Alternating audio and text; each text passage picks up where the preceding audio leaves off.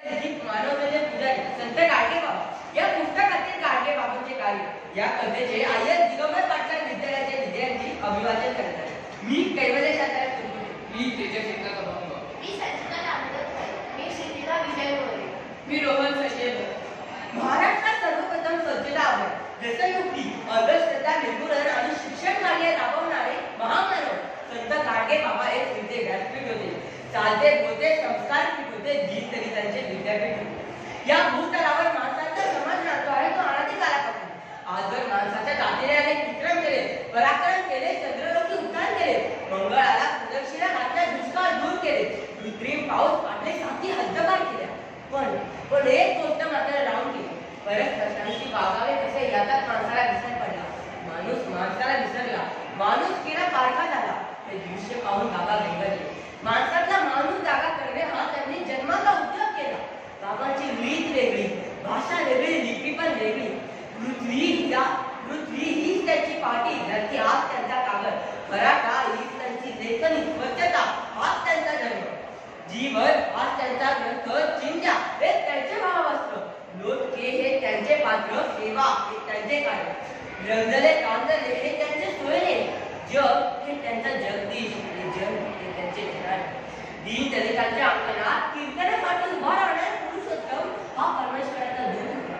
त्या देवदूताच्या अवतार कार्याची कथा पाण्यात पाहिली।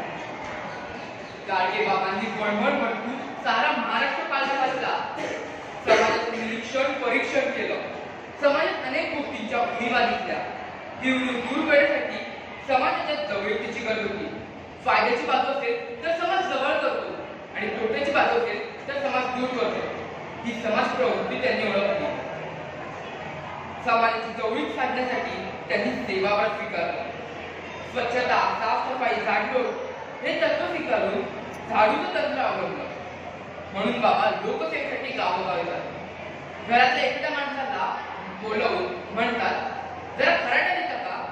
तो माणूस आश्चर्याने बघत हो ना करता करता तो माणूस त्यांना खराटा आणून देतो। ते हातात खराटा मिळतात, आजूबाजूची रस्त्यावरची घाण त्या खराट्याने साफ करत झाड लोटीचं काम झालं की तो खराटा त्या मालकाला घेऊन देतो। तो मालक त्यांना खायला आणण्यासाठी घरात शिरणार, तोच बाबा तिकडून बळ काढतो आणि बळच कोणी दिलं तर एखाद्या दूरवरच्या झाडाखाली बसून ते आरामात पाहतात। बघता बघता अख्ख्या गावामध्ये हीच चर्चा पसरू लागली की झाडूचा मंत्र सांगणारा कोणीतरी बुवा आपल्या गावात आला आहे। रस्त्यावर येणारी जाणारी माणसं त्यांचे काम बघत त्यांच्या आजूबाजूला गोळा होत। गाडगेबाबा हे नेहमी मार्मिकपणे उपदेश करीत। त्यांच्या उपदेशात सदृढ आणि निर्माण भक्तीचा अंतर्भाव असत। नेहमीला भक्तिवर्णावरच ओसंडून जात असे। बाबांचा आध्यात्मिक, धार्मिक, सामाजिक आणि विज्ञानाचा गाढा अभ्यास होता। बाबा निरक्षर होते पण साक्षराला लाजविलसे होते। बाबा रोखोक समोरासमोर उपदेश करीत। एके ठिकाणी बाबांचे कीर्तन चालू होते। कीर्तनात अनेक मंडळी बसली होती।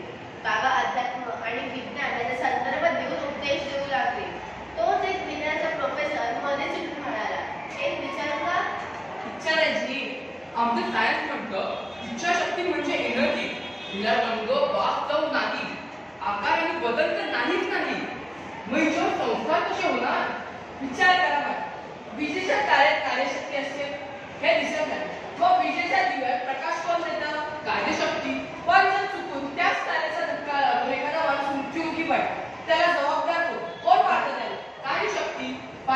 पहिली कार्यशक्ती प्रकाश देते, तर दुसरी कार्यशक्ती माझ्या जीवनात अंधार देते, बरोबर ना?